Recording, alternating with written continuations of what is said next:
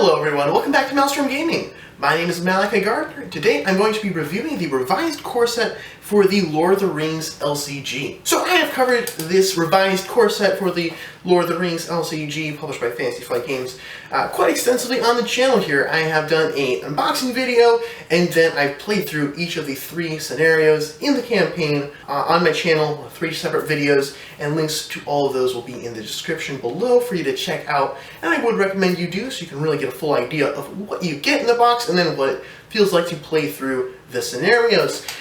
This video is just going to be like a final thoughts on the product itself. I have given many thoughts throughout those 4 videos that came before, but this is going to be like a recap of all of those in one video if you're just deciding if you want to pick up the revised core set. I'm not going to be reviewing the actual game itself and the mechanics of the Lord of the Rings LCG in this particular video. Suffice to say, it is my current favorite game, and it has been for quite a while now. And so I really enjoy the game. I really like all the mechanics, the deck building, and how punishing some of these scenarios can be. And it's all just great fun. So starting off my list of positives, we have the fact that this game has been out for, I think this is the 11th year since its release, since its original release. And there have been dozens of scenarios and expansions coming out after the initial release of the game, and so it's pretty overwhelming to start playing the game. And especially since how it used to be, you'd buy a core set, but that was really more like a demo, if you will. You have a full 3 scenarios, and then you have plenty of heroes and a decent amount of unique player cards, but the problem is you didn't have full playsets of most of those player cards, which led you to not be able to make full-on decks. And if you wanted 3 copies of a great card like Unexpected Courage, you wouldn't be able to get that unless you went and purchased a 2nd or 3rd core set, and that is what a lot of people did.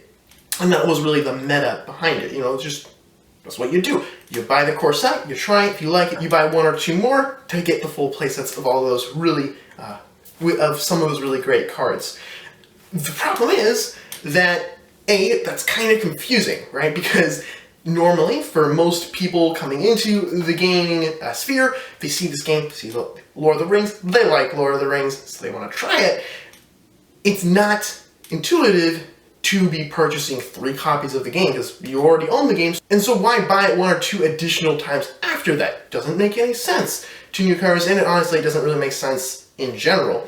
And so that is just a confusing start, and then you're getting into all of the, which cycle do I buy? Trying to juggle the cycles going in and out of stock. Do you buy the Saga expansions and then having 6 adventure packs be linked to a bigger deluxe expansion? There's a lot of complications, and it's kind of a complex system when you really look at it, the whole LCG model. And so this product goes and seeks to actually simplify that. And from what I understand, Fantasy Flight's going to be doing this sort of thing for more of the products moving forward, kind of simplifying it, moving multiple expansions into one single package that you can just buy one time, and it's just a little easier than buying all the little expansions. But I don't know exactly what they're going to be doing moving forward, but I can say that this core set streamlines the onboarding process for this game so much because it's just a single box. You just buy the box. You buy the game once, $70, and you have everything you need to play with a full 4 players. The original core set, you can only go up to 1 or 2 players with the core set, with just 1 core set, but then if you wanted to play with 3 or 4, you need to buy a 2nd core set in order to get all the tokens and cards and dials you needed for that. This new box supports 4 players right out of the box, and so there's no additional purchases necessary, which streamlines that, makes that less confusing.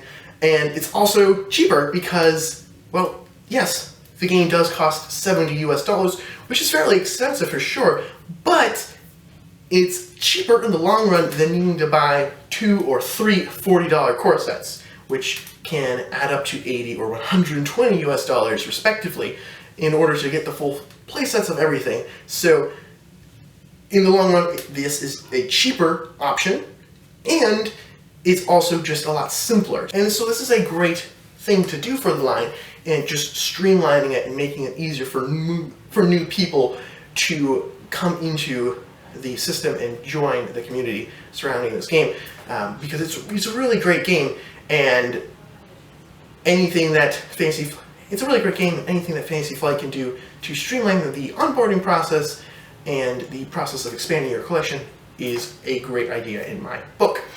Yeah, so that's my first positive there. Just to recap, this new core set makes it so much easier in order to get you into the game, reducing the barrier to entry, both in terms of complexity of needing to buy multiple core sets, or is it worth it to buy multiple core sets, or all of those things, and just making it cheaper. It's just a single $70 purchase instead of a potential for multiple $40 purchases. But it's not only just making it a simpler experience in order to get into the game, it's also adding new cards. 19 new cards to be exact, 10 of which are unique, so there's some duplicates in there, but you're getting 10 new cards. And these cards are all used to change the existing 3 scenarios that were in the original core set to a campaign mode. Similar structure to the Lord of the Rings saga that came out quite a while ago. Adding in these scenario cards that add some special rules for the scenario to add in the campaign elements, and then having some boon and burden cards that will go into your deck for the remainder of the campaign based off of certain based off certain conditions that might happen during a given scenario. And these add some extra fun to the scenarios, so these add some new concepts to the scenario by adding in some new cards. Ultimately though, and so that is nice, and one really great thing, and one really great move by Fantasy Flight is to release the campaign cards as a PDF on Fantasy Flight's website that you can print out freely and gain access to all of these campaign cards without having to purchase the $70 core set, which is great because then you don't have to buy the core set if you already own the original core sets. So that is great as well, adding in those new campaign cards. I enjoyed the campaign the couple times that I played through it. They don't change it too terribly much. It adds in a couple of extra things here and there. Most notable addition to the campaign as a whole is Mendor, of course, being an ally that you have throughout the 3 scenarios and potentially throughout future campaigns based off of what happens in these scenarios. Overall, he is not the most powerful, so he's not drastically impacting the difficulty of the scenarios, but he's a nice little addition to have. And then some of the other cards are quite nice as well. I really enjoyed Valor, which allows you to transfer damage tokens from your characters to enemy characters when you attack them, which is nice to add in some healing properties and direct damage properties to your characters when they attack, in addition to their normal attack damage. That's very fun. There's also some burdens that will go into the enemy deck and will slow you down. Next, moving on to a con here. While some of those campaign cards are quite fun, ultimately though, they aren't actually that impactful all the time. A lot of the permanent cards, whether it's Valor or Mendor, the cards that start the game in play and then stay in play throughout the game, unless they're discarded for some reason, are quite impactful and do change the game in a nice, fun way, and do change the feel of the game. Oh, I'm playing in campaign mode, whereas instead of the normal playthrough of the scenarios in the campaign here. So those are quite fun. But all the cards that are then shoveled into your deck, such as Mendor Support and Lingering Venom, those only have 1 copy per player, or rather per deck. So if you have Lingering Venom, that'll go into the encounter deck, which might have like 40 cards in it. Or Mendor Support will shuffle it into your close to 50 card deck. And so you're really, there's not a huge chance of you actually drawing it. In the couple times I played through the campaign with the revised core set, I think I only drew Mendor Support 1 time throughout those games. And it's a little bit disappointing because it's just not actually that impactful. It is to be expected, if you have a single copy of a card in a 50 card deck, you're really you can't expect to see it too often, for sure. So ultimately, you might not see it, and then that makes it so that it's really not that impactful, which isn't as fun as it could be. So I like the campaign cards in general, but I wish they were a little bit more impactful at times, instead of having a 1 in 51 chance of drawing them and having something cool happen. It's very rare based off the luck of the draw, and so sometimes it's just not, these cards aren't as impactful at all, which isn't as fun for sure. Moving back to a positive, something I do enjoy with this new core set is the fact that the tokens come in 1s, 3s, and 5s for the different denominations. That's amazing and so helpful. The original core set just had 1s. So if you're facing off against a troll with 9 hit points, or you had Gimli with 2 copies of Citadel plates, you're going to have a lot of these tokens on the cards, and it can get a little bit busy. So being able to swap out 5 of these little tokens for a single token with a value of 5 is super helpful, saves space on the card, and ultimately improves the experience, which is just so great. I'm very, very pleased with the new tokens. In terms of functionality, I originally had some concerns about how the progress tokens looked. Wasn't sure if I liked them too much, but after playing with them, I can say that they're not bad. It's not really that noticeable. I do think they look kind of strange when you look closely at them, in terms of just having the pattern repeated several times on the token, in terms of just having the pattern of the progress token repeated a couple times throughout the token. Still not my favorite design, but ultimately it's fine, and it's very functional, and it works, and it's very, very helpful when you're playing a game. Alright, so next up, this is something I kind of touched on earlier, but a really nice pro in the core set here is that you are able to make decks that are just about 50 cards. Even just Monosphere, things might be like 45 cards or so in your deck, but that's awfully close to 50, and if you do decide to go with 2 or 3 colors in your deck, you can definitely build a 50 card deck. This is wonderful because once you move away from the core set, you're really supposed to be using 50 card decks. That's how the game's intended to be played. And normally, with the original core set, you're stuck with a 30 card deck, which does change the feel of the game because the cards are more predictable, so you can have a little bit more of a set plan when going into the scenario, instead of having to be a little bit more reactionary with your deck, and having a wider variety of cards. But the game is designed to be played with a 50 card deck. And now, with this new core set, you are able to just buy the core set and play the game with a deck that is close to being full. And if you decide to go with 2 colors in your deck, or 3, you can for sure build a full deck with the game, which is wonderful. Core sets for games should definitely be a picture of what is to come, right? And so, if your game is going to be using decks that have 50 cards in them, the core game should have starter decks with 50 cards in them, just so that the players can actually, experience the game how it's meant to be played. And Fantasy Flight, with a lot of their LCGs, before they moved to this more sane Marvel Champions style of you buy up the box once and you have everything you need, full playsets of everything.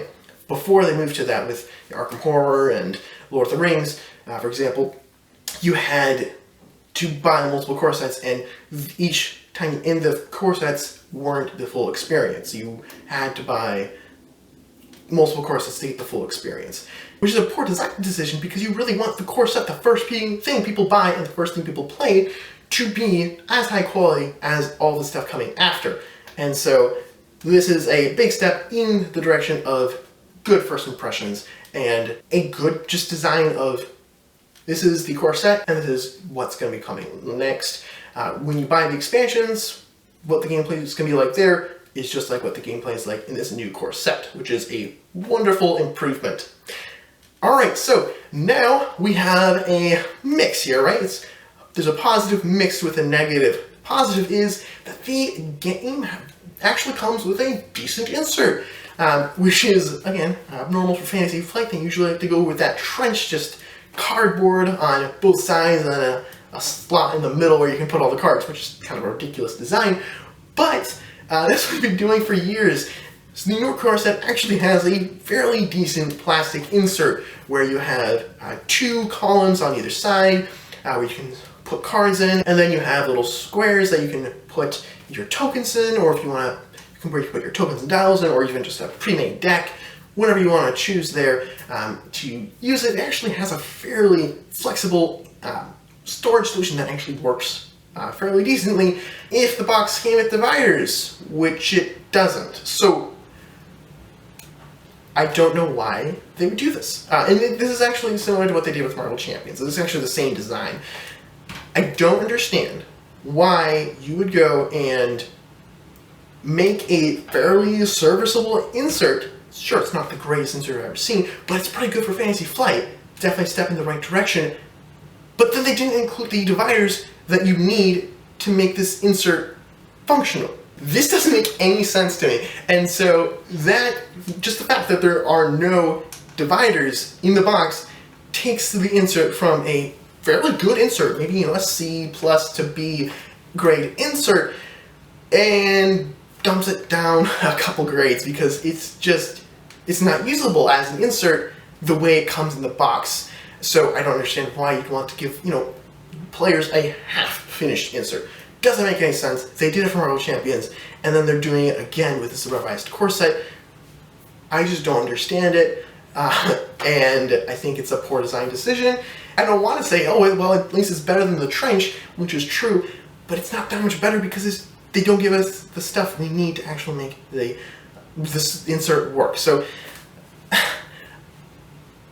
in the end, it's not a huge deal, right? It's not like the game's ruined because of that design decision, but it's just so irritating that they came so close to giving us a good insert, and then they dropped the ball and didn't give us the last component we needed to make the insert that they gave us work properly. I'm not sure actually if I'm going to use the box that this came in. I already have a storage solution for Lord of the Rings that I enjoy, so I might just stick with that. But if I were to use this box, I would do what I did for Marvel Champions, just make my own dividers for the insert and make it work. But it's just very disappointing that they just dropped the ball in this area. It wouldn't have been that hard to add in some dividers there.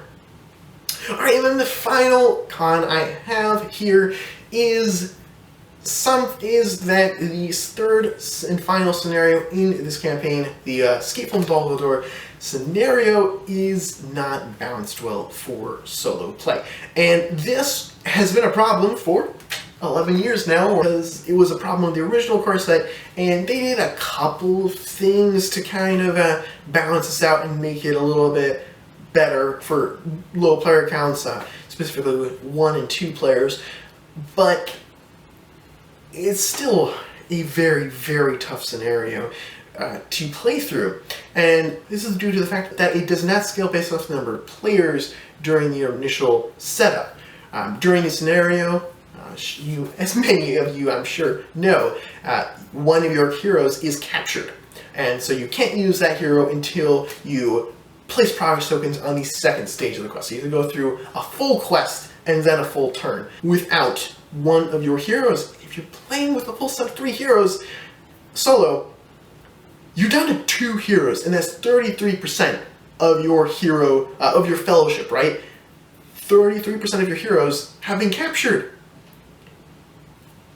And there are 3 enemy cards put out in staging area, or rather, they might not all be enemies, but 3 encounter cards are dealt out into the staging area during setup. Now, guess what happens in a 4-player game? One of your heroes is captured, which is 1/12 of the collective fellowship of all the heroes. So you're losing 1 hero out of 12 versus 1 hero out of 3. Okay? Big difference there. And then you're still putting out 3 encounter cards into the staging area at the beginning of the round. What this means is that the scenario is just easier the more players you have. And sure, yes, as you play, you're going to be dealing out more encounter cards based on the number of players, but the initial couple of turns in the game are very crucial to the overall game, because it's when you're building out, it's when you're at your weakest first couple of turns before you have a chance to play some powerful allies and attachments and actually, get a footing, you start out weak in this game. And so having the odds stacked against you so overwhelmingly for the first couple of turns while playing solo or with two characters is just so difficult. So it just does not scale well for the number of players. Now the Revised Core Set, adding the campaign elements, did try to alleviate that to an extent by having the Pointed by Fate card that you get at the beginning of the scenario. You attach it to one of your heroes, and then they generate an additional resource each turn. And so what that means is that you're gaining an extra resource, and so that means the party is getting an extra resource every turn to kind of compensate for that one hero that has been captured, which does actually make it significantly easier to play solo. Now you may be thinking, well, you also have the ally you mentioned, Mendor, who starts the game in play for every scenario in the campaign here. Certainly he's helping you out. You think, but he's also captured. And so even though they were trying, they did some things to make it easier to play solo, they still went the other direction and had Mendor also get captured. So ultimately, it's a little bit easier than it was to play the Escape from Dol Guldur scenario solo.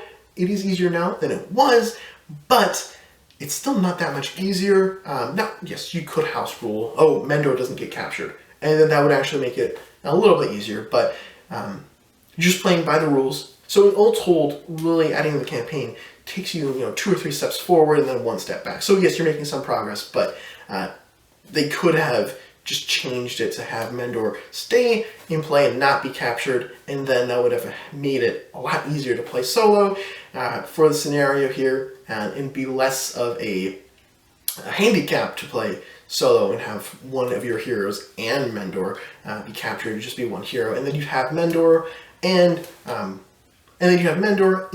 Appointed by Fate both helping to kind of bridge the gap between playing a scenario with 1 player and playing with 4 players. So that's a little bit of letdown, but again, it's not a huge big deal. I have some cons with this product here, but ultimately it's a very good product, and so I really enjoyed the times I played through the campaign, and I'm sure I'll play through it again at some point in the future. But to get to the main point here, would I recommend the Revised Core Set to you all?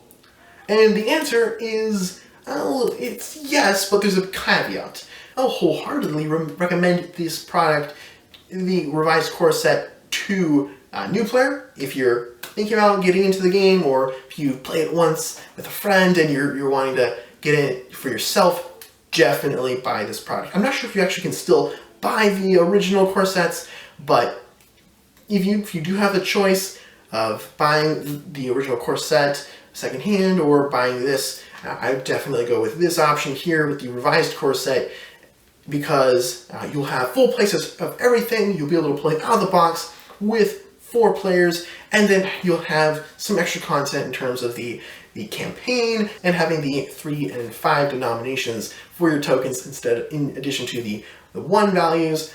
Those are all just nice little perks added onto the lower price point as a whole and just the easier access point. But if you already own the game, I would not recommend you buy this because you're really not getting much new. You're getting 10 new unique cards, 19 cards total, and that to me isn't worth the full $70. If you really want to get the tokens as well, maybe I could see getting it potentially, but I still don't think I'd recommend it just for the new additions to the game, because you really already own everything that comes in this set here, and anything that you don't already own, you can just print off online. If you want to try out the campaign, which I do recommend, add some life to some older content, go ahead and print off the PDF on Fantasy Flight's website. Just make sure to print 9 pages per sheet, because then, because the PDF is formatted so that each page is a card, and you don't want your cards to be the size of a full piece of paper. So you want to print off 9 cards per page, so select the 9 pages per sheet option when you're printing off, and then it'll be fine. And you'll have your 3x3 grid of cards, cut it out, sleeve them up, and try it out because the new scenario is quite fun. If a little bit less impactful of a change than I would have liked, still is great fun, and it's not costing you anything other than a couple of pieces of paper and some ink. Thank you all so much for watching this review of the revised core set for the Lord of the Rings LCG. I hope you enjoyed it and hope that you found it informative and helpful in order to decide if you want to buy this or not. If you did enjoy the video, please like it and subscribe to Maelstrom Gaming to see more content just like this. And if you're interested, the links are below to the Board Game Geek page for this game, and if you're interested, you can find the links to the full playthrough I've done for the campaign and the unboxing video below in the description, and check those out if you're interested. And until next time, happy gaming!